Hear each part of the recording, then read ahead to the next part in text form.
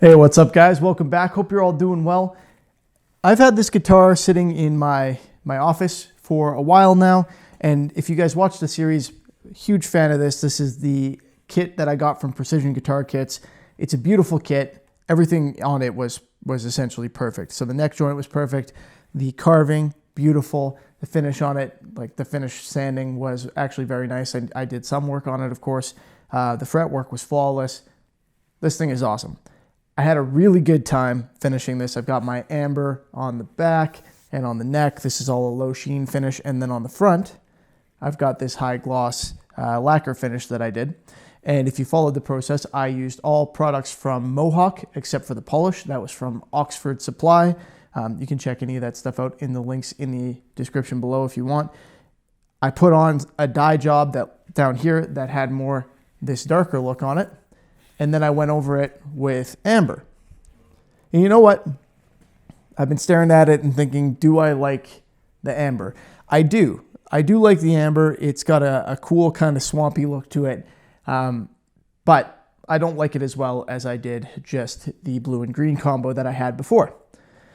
I had a great time polishing this up to a high gloss on the front, but it's not my favorite. I have decided that I want a lower sheen finish.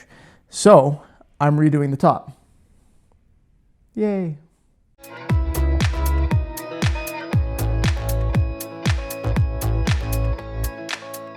Anyway, that's what's going on. You guys know me. You know how much I like doing finishing work. And I kind of have a propensity for occasionally redoing finishing work. And that's what I'm going to do on the top here. My goal is remove the amber, get back the previous color, and put a low sheen finish on that. And I'm going to probably have to go through a couple different methods to achieve that. But my plan, if all goes perfectly, which it probably won't, is to remove the clear and amber with a lacquer remover. And by lacquer remover, I mean lacquer thinner. There's a sealer under there as well. I imagine that's going to come off at the same time. It is also lacquer based. So I don't think I can take one off without the other. That wouldn't make much sense to me. I'm going to take that off. That's probably not going to work on its own. I'm going to do it carefully because I don't want to rip anything off the sides. Probably not going to work on its own. Probably going to require some sanding as well. Going to take all that down, redo whatever I need to in terms of the dye work, and then I'm going to go back in with a finish. And the finish is either going to be a simple hard wax oil finish, and by simple I mean awesome hard wax oil finish from Maximum Guitar Works. Got a couple of these items from Steve over at Maximum Guitar Works. Check them out. They've got incredible stuff. So I'm going to put that on. I may do a sealer before that. Haven't decided yet. It'll depend on how things go. So I guess let's get started and see how things go. So first thing I'm going to do here is try to protect my sides a little bit. This may be a bit of a fool's errand, but we'll see what we can do. This is frog tape. Now it's supposed to prevent paint bleeding and leaking.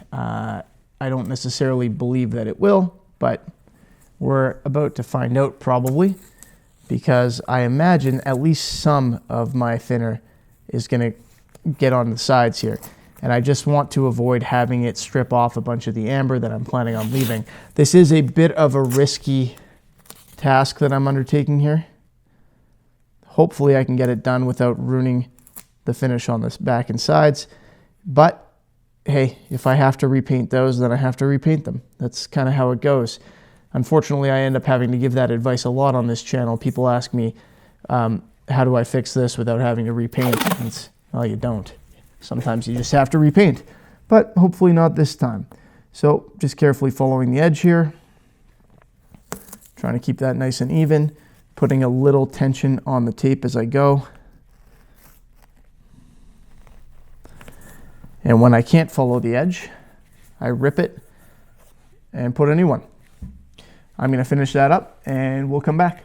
Like I said, we're just going to try and take this off with some lacquer thinner and see if that gets us anywhere. We're going to start in the middle because I don't want to mess with the edges. Disclaimer here, and this is foolish of me, I really should be wearing gloves, okay? But this is lacquer thinner. It's very serious stuff. Really should be wearing hand protection. Problem is all my hand protection is nitrile gloves that I have here, which means the lacquer thinner will just melt through them very quickly anyway. So I'm just trying to be careful and not get a ton of it on my hands. So you can see already, I dropped a drop right here to start with. You see that? I've already taken the amber off of there, and I can actually see the green below it. Now, this stuff is strong enough to go through the dyes that I had on there before, so I think it's going to take them off as well. But they were on there for quite a while, so I could be wrong. Now, the most effective method to do this is kind of soaking it on there, adding a little extra, letting it sit. Problem with that is as you get to the edges, you risk screwing up your sides. So I'm going to do that in the middle, and I'm going to take a look at a good light angle here and try and keep track of where it's all going and hope I don't get any going over the edges. But I'll have to be more careful as I make my way to the sides. That's basically it.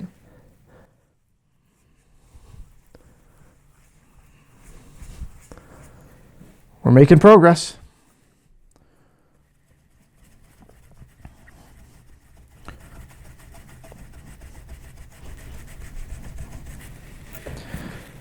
As we get in there, I'm taking off more and more of the green as well, so I'll just have to come back in with my dyes afterward. I'm almost painting this on at this point. This rag is very wet, trying to stay away from the edges. Anyway, I'll have to come in with my dyes afterward and then redo some of that. I also want to make sure I'm not soaking a bunch into my neck joint. I just don't want to have any impact on the glue that I used. I don't think I will. Tape Bond Original isn't that easy to get rid of, but it can come undone in some circumstances like heat, and I don't want to test the theory with lacquer thinner.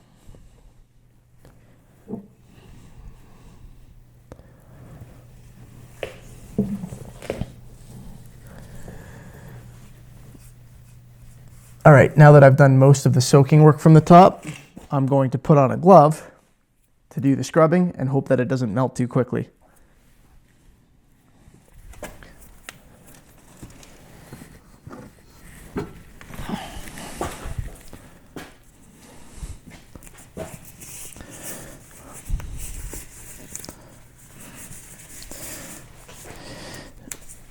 All right, guitar, turn and cough.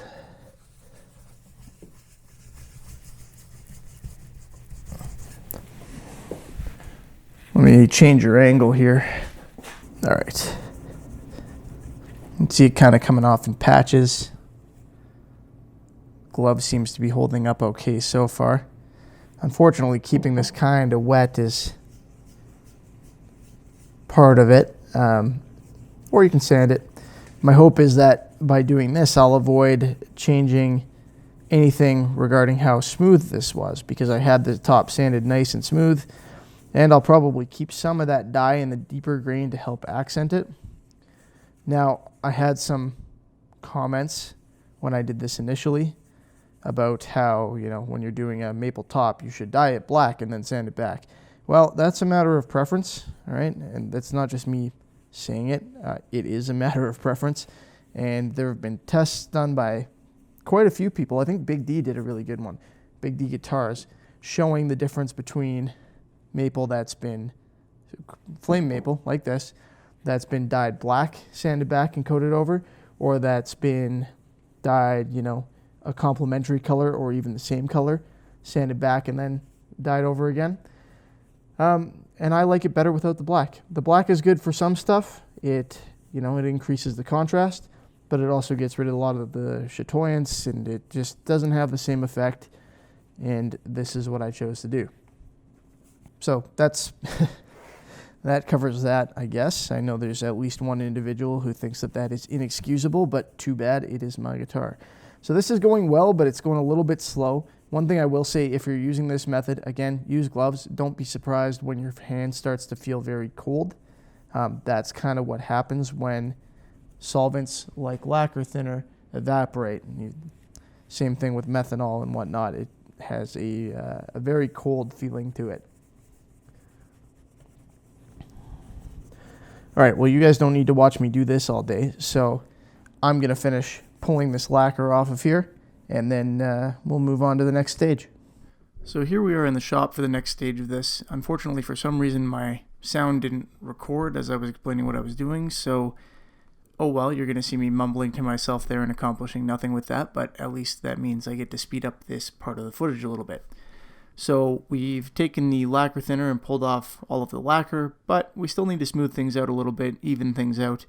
I mean, they are smooth, but we want to take off any kind of remaining excess, any detritus, all of that, and make sure that this has a little bit of sanding done so that the dye will soak in properly. So I'm going in with some 800 grit here, and I'm being very careful, and that's kind of the key. Is I need to be careful because I'm still using the prior dye job as an accent there. You can see there's quite a bit of it left. I don't want to take all of that off. I think it looks pretty good the way it is. We're going to add some more dye, a couple colors here. We're going to start with the blue and then move into the green. But what I want to avoid, or what I was trying to avoid with the sanding process there, was creating big bald spots, for lack of a better way of putting it, big whiter areas where I've removed all the dye by sanding. So I was careful about that. Now I'm going in with the blue, and after this I'm going to go in over top of it with the green, and you're going to see what that looks like. I'm actually pretty happy with even how it looked with the blue, but it's not quite what I wanted. I knew I wanted to go over it with the green afterward. And so I'm just using a clean cloth and doing horizontal with the grain pattern wiping for this. It's very smooth. I went up to 800 grit, so it doesn't soak in all that much. Normally you would dye at about 220 to 320 grit. I did 800 so that I could have this kind of effect. And I'm buffing off or wiping off any excess, and then I'm going to fairly promptly here go in with some green dye. Now, one thing you need to be cognizant of if you're going in with two different colored dyes like this without anything in between them is putting on the green, like in this case, will take off some of the blue. So you can actually see that happening here. Some of the blue is staying in there and performing some accenting work for it, or for me, and then I'm taking a bunch of it off as well. So adding this dye is almost kind of lightening the color, and you can use this method to achieve bursts and stuff like that if you want. So I could, for example, focus the green work on the center and leave a blue burst around the outside, which is something a lot of people are probably interested in. I was looking for something a little bit more uniform, so I go over the entire thing. I still get my hint of blue, particularly around the edges a little bit, and I get to kind of pull some of that out, lighten it up a bit, and turn it green, which is what I was going for. And there's not really much else for me to do on this dye job except go in and finish off this coat of green and then remove any excess. And in a second here, I'll show you what that looked like when I finish this part of the process. I realize you can already see it, but let's take a closer look here. So this is what we used, the green and blue ultra penetrating NGR dye stains from Mohawk, and here's what we're left with.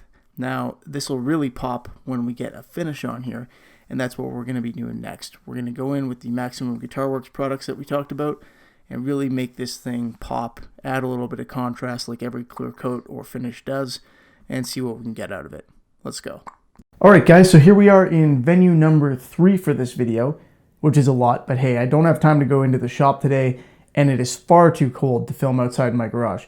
So we're doing what we can. I'm actually going to be applying the finish on this guy in my office here, in my little studio / editing space. What I'm going to be using, like I said earlier, is the Maximum Guitar Works finishes. So there are 2 different products involved here. Check out Maximum Guitar Works YouTube channel for a nice, long, full tutorial on them, much more detailed than what I'm going to get into, but I'm going to be able to give you, I think, all the information you need to do a nice finish with these. There are 2 items. You don't need both. That's an important thing to note. This SOS number 7, SOS is just the acronym, but the hard oil and wax number 7 is a full finish system. That's all you need, just this one product. It's going to be a little bit gelatinous. You're going to rub it on, let it sit for a bit, buff it off or wipe it off. Do that a few times, and that's all you really need. They also have a thinner number 8. Now this is wax free. This isn't a hard oil and wax finish. It's just the penetrating oil. You can do this, and then without that wax, it allows you to put a finish on it later. So for example, you can start with this, a few coats, let it dry for, honestly, quite a while, probably a month or something like that. But then you can come in, scuff it lightly, and go in with something like a nitrocellulose lacquer if you want. I have done this before with other similar products. I'm going to be doing it with this, but not on this guitar. This one is getting a hard oil wax finish, just like it's got on the outside with the Odies. except the top is going to be the Maximum Guitar Works products. Nonetheless, I'm going to do both. So I'm going to start off with the number 8. I'm going to do probably 1 or 2 coats of that. And then I'm going to move in with the number 7 and get something a little bit more protective because it has the wax in it. Should be able to buff up to a slightly higher sheen, but not much. Okay, we're still looking for a nice, fast-looking, satiny, smooth finish. I'm not looking for a hard gloss this time. I did that the first time around. I've taken it off. I'm not doing it again on this guitar. So that's the plan. I'm going to follow Steve's lead over at Maximum Guitar Works, and I'm going to seal in. I'm going to use a microfiber cloth for this. I'm going to put it in a sealed jar afterwards so that next time it'll be preloaded. I am going to use a little differently than what Steve does. I'm going to use the same cloth for both. So I'm going to use it for the oil that is wax-free first, and then I'm going to use it for the oil with the wax on it. That's not going to be a problem. Don't do it in the other direction though. So if you are following my lead on that, do not use, if you're reusing a rag, do not use one that you've used for the wax product on the non-wax product. Not that it'll harm it, but then, you know, if your goal is to make that compatible with a further finish later, it won't be. It'll have wax in it. You really don't want to be finishing over wax. It's kind of a good rule of thumb. It's kind of like shellac, honestly. Like, I'm not saying the product performs like shellac, but you can use de-waxed shellac is a great sealer. Waxed shellac, normal shellac, is meant to be a finish. Although you can use it as a sealer, you're not supposed to because of the wax. Anyway, that's enough drawing parallels. Let's move you over to my desk where I'm going to be working on a guitar on my desk. Kind of weird, but anyway, that's what we're doing now. And let's get going. Let's get this finish on there and see how it looks. I'm excited. We should be able to finish this guitar up pretty quick now. Let's do it. All right, so one nice thing about this setup at least is the way that I'm able to set up the light. So this should make it pretty easy for you guys to see what's going on. You'll notice that I'm doing this without gloves on because this is basically made of all natural products. So I don't have to worry about solvents and stuff like that. I don't have to worry about getting a little bit on my hands. Not a big deal. It's also nice because I'm doing this in my office, like I said, and that's not a problem. I don't have to worry about, you know, same deal, solvents, chemicals, that kind of stuff, screwing up the air quality in my home. So happy about that. It's a good option for people who don't have access to a good space to work. Problem is I am making a bit of a mess here. So this number 8, the just oil version, is a little messier only because it's more liquidy. Okay, it's got much less viscosity to it, which is why it's a good thing to put on first because it's the penetrating oil, so to speak. But you got to keep that in mind. It's a bit of it can make a bit of a mess if you're not careful with it. Now, I am not worried about this going down the sides. I can use my clean cloth and just give them a quick wipe if there is any concern, but it's not a problem because it's just oil. So even if I had a gloss finish on the sides, it would just kind of wipe off. I'm also not concerned about getting it on my fretboard because, again, it's just oil. In fact, it's probably very good for the fretboard, and I've already oiled the fretboard, but I might do it again with this stuff after. So none of that is a problem. I'm also not too worried about having a little bit of excess on there because I can wipe it off, and if there's a little bit more than we want, well, not a big deal because this will just go into my jar after and get sealed in there. Now, the one thing that is a bit of a concern and that I was wondering about is compatibility between this and the stain that I have, the dye that I put on. And I can see that a little bit of green is coming off. So probably not a big issue. I'm going to let this oil dry on here. I'm going to get that hair out of there. I'm going to let this oil dry on here for probably 45 minutes. And then I'm going to buff it off a little bit with the clean cloth and see how that goes. And at that point, I think my color should be sealed in enough that I don't need to worry about it. In the interim, I'm going to take that camera and show you what this looks like now because it is beautiful. So we'll probably do one more coat of this oil, which will lose some of that sheen as it dries and I take the excess off. And then we'll do maybe 2 or 3 of the hard wax oil, the number 7. And that should be it for the finish, I think. But we'll see how it goes. We can always build it up a little bit more. So moving back to the voiceover now, what we're going to do is take off the excess oil, which is part of the process, and then we're going to go ahead and add another coat of it. And this one's going to be a little bit lighter, but we're going to just add another coat on, let it dry for about 45 minutes again, and take it off again. Now it is pretty sticky when you go to take it off, so you got to be cognizant of that, but it's not a difficult process, and as you build up coats, it gets easier and easier to apply it because it gets a little more slippery. You know, the little bits of grain that are open start to get filled with the oil and everything, so the process does get a little bit easier and you start to build up a little bit more of a sheen. And you could continue to build up a sheen just with the oil if you wanted to. One thing to be careful of, we know that this oil going on will actually allow you to pull out a little bit of the dye. If you're going to do what I'm doing, which is applying the dye to the rag straight out of the bottle rather than pouring it into something else, you want to make sure you're applying it to a clean part of the cloth. Do not accidentally turn your oil into tinted oil by applying it with to a part of the cloth that has dye on it. That will not go well. You may be able to hear some hiccups in the background. That's because I'm holding my newborn as I do this, so my apologies. So we're going in with the number 7 now. You can see it's much more viscous. It's a thicker finish rather, but still very easy to apply, spreads nicely, and is actually, in my opinion, easier to work with than most oils. I like these hard wax oils. They're thicker. You don't have to worry about them kind of soaking into the cloth too much. You don't have to worry about them dripping off the side of your piece. They're just good. And this one's very easy to apply. Again, I'm just using a cloth. It's pretty foolproof. This is a very easy way to get a very nice finish. Steve has done a great job. So if you're looking for an easy hand applied finish that looks great, check out Maximum Guitar Works. So we're just going to go ahead. I'm adding a little bit more to the cloth here, and it doesn't matter. You can be pretty liberal about this because it doesn't matter if you add a little bit too much. You just wipe it back off with the same cloth. If the cloth gets nice and saturated, that's just fine. You put it in a container. I'm putting mine in a jar, airtight, and next time it'll still have some of this on it. So it'll be pre-saturated and I won't have to worry about wasting a bunch of it. Nothing wrong with that. Don't use a huge cloth because then it takes too much to saturate, but I used a chunk of microfiber here, and it's working just fine, except for the little bits of microfiber that end up on my project, but they come off pretty easy.